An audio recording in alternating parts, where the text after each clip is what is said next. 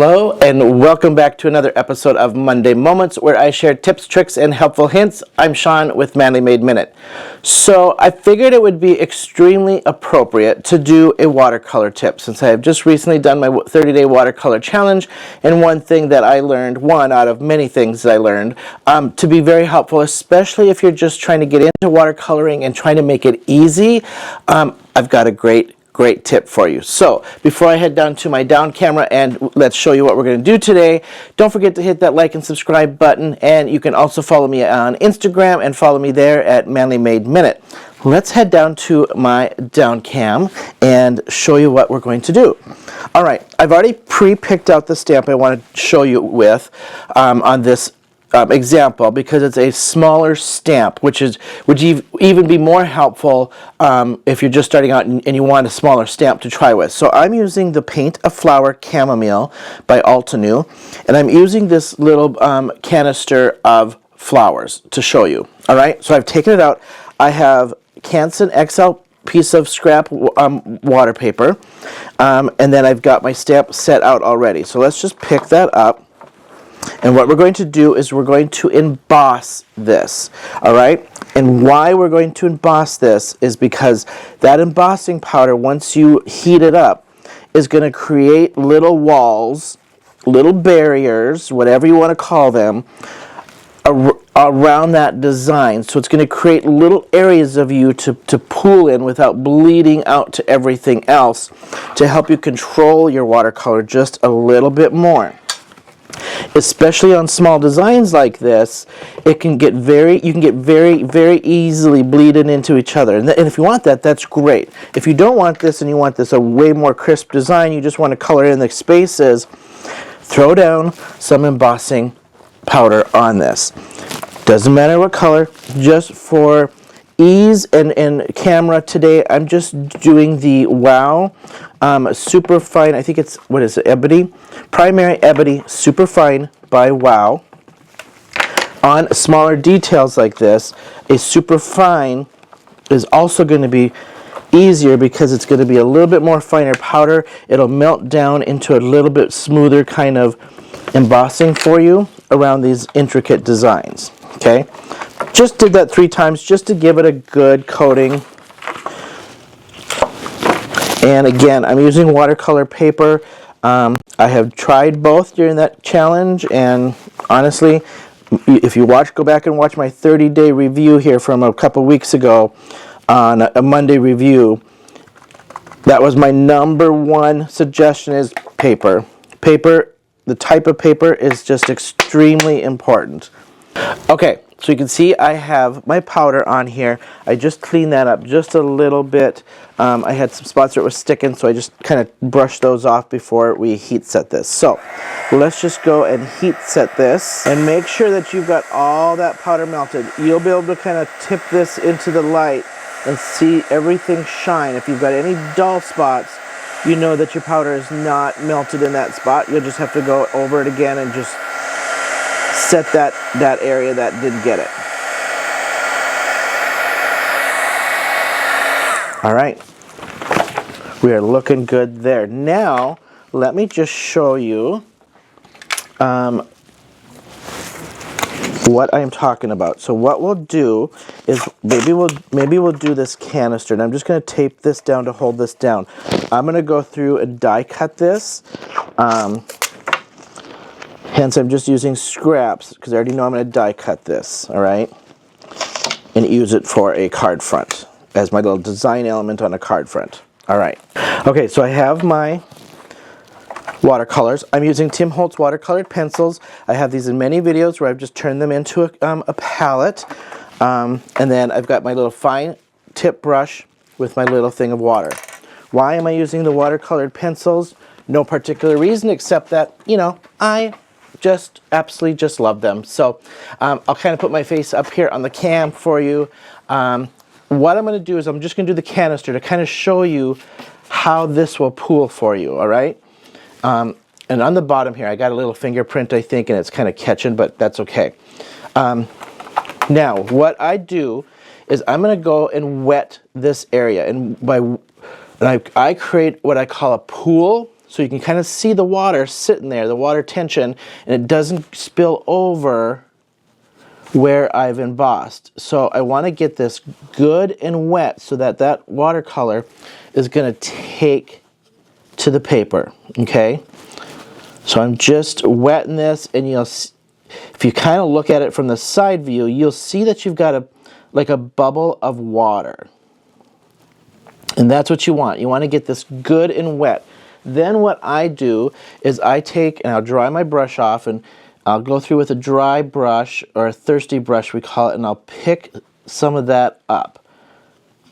Okay, so I don't want all that water, but I just pooled it to get this water to, or the paper, to where I want it, so I can get some of the blooming, I can get my watercolor to spread. But again, it stayed contained. Remember, with watercolor, if it's wet, it's gonna go to it, right? So you don't want anything on the outside, or I don't want to get into the flowers in case this spills over. All right, now I'm just gonna use like a really light, kind of a grayish blue for my water and can. So I'm gonna pretend this is like a clear pitcher of water, okay? And I just want this really light grayish color. So it can be interpreted as, it can be interpreted as clear with a little bit of water. All right, now I'm just gonna re-wet my brush. I'm gonna pick this up, and I'm going to just line one side here, like so. I'm going to pick up a little bit more color, and you can see it is staying within my embossing. Let me zoom in. Let's get cozy here. I got this tape down, so I'll just move my mat. Now I'm going to re-wet just a little bit, because now I want this to start to bloom on me, and pull it over, okay? So now I'm wetting, and I'm just going to pull this over. I want to create this illusion of round.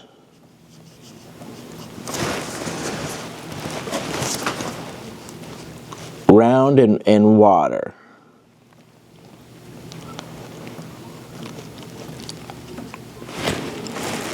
Just like so. Easy peasy, you guys. This is this. And then what I'll do is I'm just going to go through and just give myself a little bit more solid color along that line, just to create that dimension, okay? Pretty easy. And again, this is just staying within the lines. It's not moving outside these lines at all on me. If it does, it's because I've tapped outside the lines, if it does. And if I wet in front of it, it should start bleeding towards it.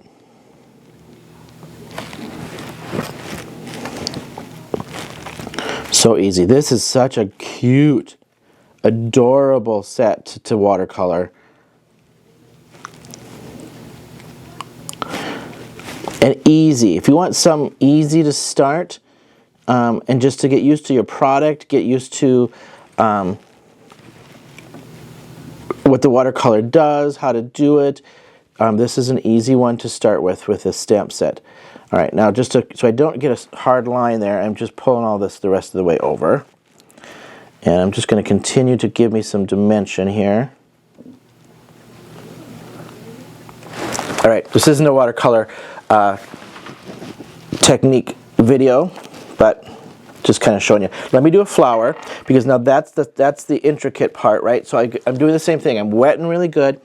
I'm just going to wet all of these leaves, and then I'll pull this back. And we'll just make these into maybe some, maybe this one will be a pink daisy. So I'm wetting it really good. I'm doing the same exact thing. It's not going to stick to that embossing. So once I pull this off, which I'm going to do now, so I've got that good and wet, pools of water on there. I'm going to use a thirsty brush, dry brush, pull this back and pick up that water.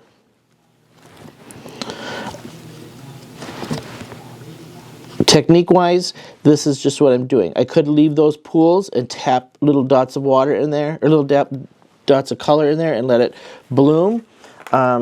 It's just what I'm doing with this one today. All right, we're going to pull up some pink here. I think we're going to go a little bright. Let's go a little bright pink, huh?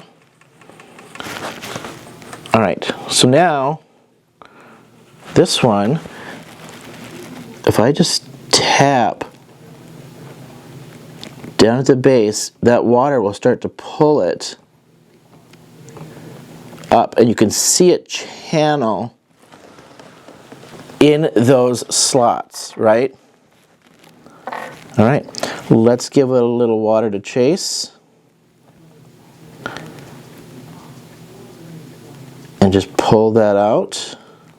And it just stays right in that channel.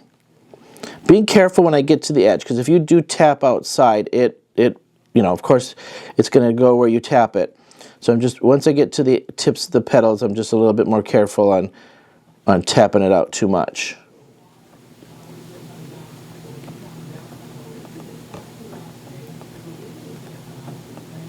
And you can see it has just stayed within these channels.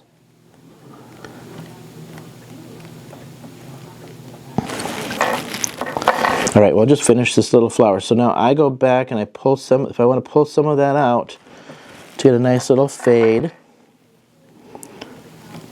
It's so easy because I can stay within my little walls, my little embossing walls.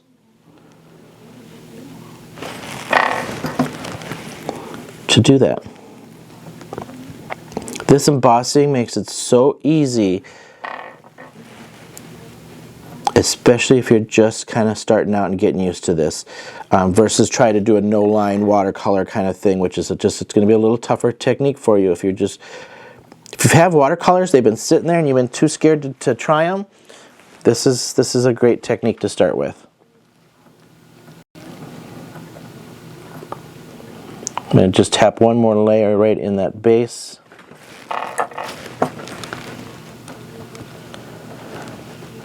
And I'm just tapping my line out.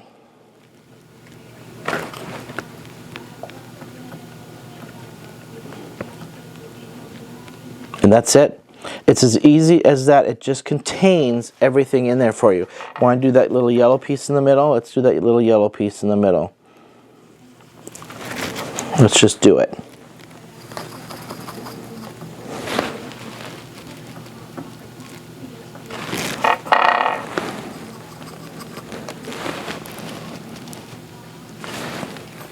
I was like a little greenish in there, like a little yellow green. That's it. Let's just zoom in. And you can kind of see I've got nothing outside. I'll get the handle off camera here, but if I can get that to focus really nice. But it just contains everything inside there for you. I'm going to leave this taped just so that I can finish watercoloring this before I put it away.